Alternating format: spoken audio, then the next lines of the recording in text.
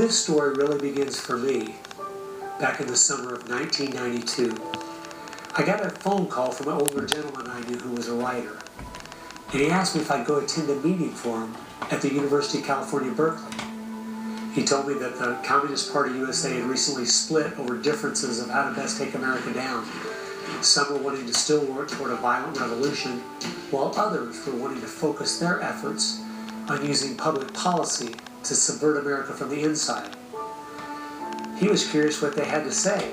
I mean, after all, the Berlin Wall had just come down, the Soviet Union had dissolved, and the whole world was saying communism is dead. So why were they meeting, and what were they up to? I was in graduate school at the time, and the whole idea of slipping in undercover into a communist meeting sounded pretty neat, so I decided to go. The first surprise I had was when I walked into the auditorium. I was expecting it to be filled with college radicals, but instead it was 50, 60, and 70-year-olds, grandparents, professionally dressed with briefcases, and I realized this might be a little more serious than I thought.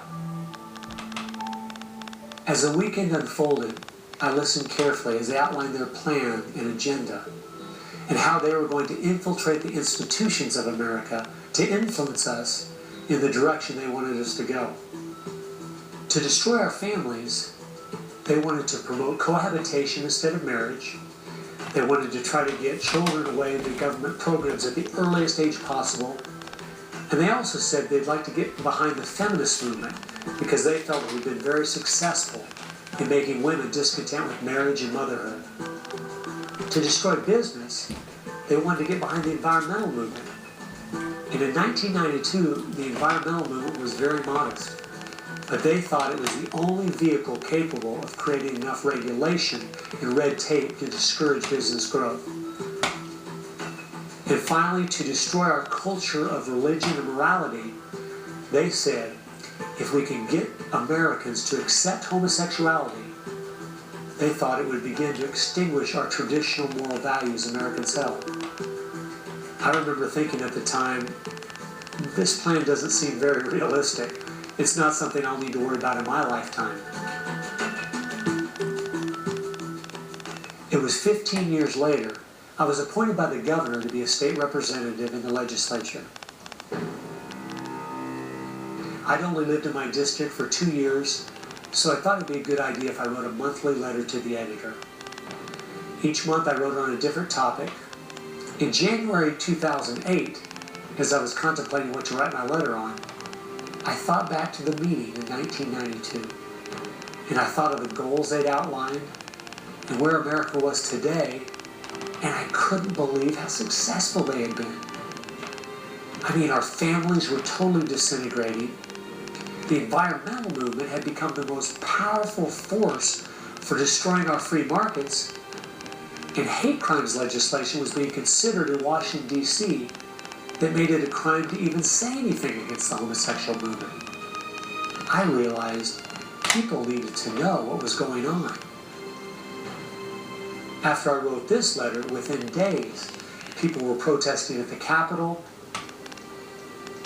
It was a feature story on the evening news. Controversial comments have state legislators buzzing tonight. After a freshman lawmaker alleges the communist agenda has infiltrated mainstream America.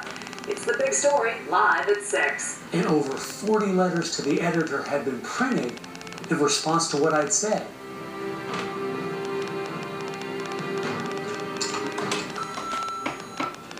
I just wanted to give you support on your newspaper article.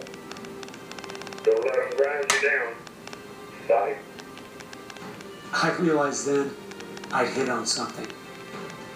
One of the letters written in my defense stated that a book from 1958 had outlined a similar agenda. And this got my attention. The book was The Naked Communist by Cleon Skousen, who had been a former FBI agent. And inside the book it documented 45 current communist goals from 1958. And as I slowly read through the list, seeing how specific their agenda had been to subvert us on the inside, I couldn't believe it.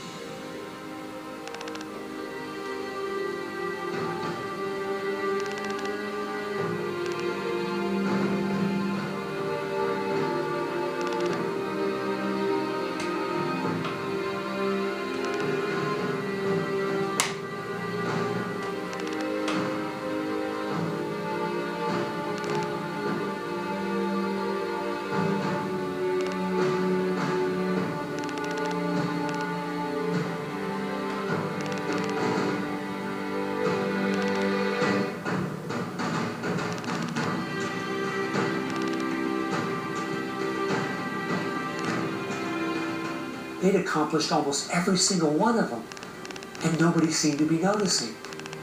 For at least the last 50 years, they've been working actively behind the scenes, in the shadows, trying to move our people and our culture in a direction that was designed to destroy us.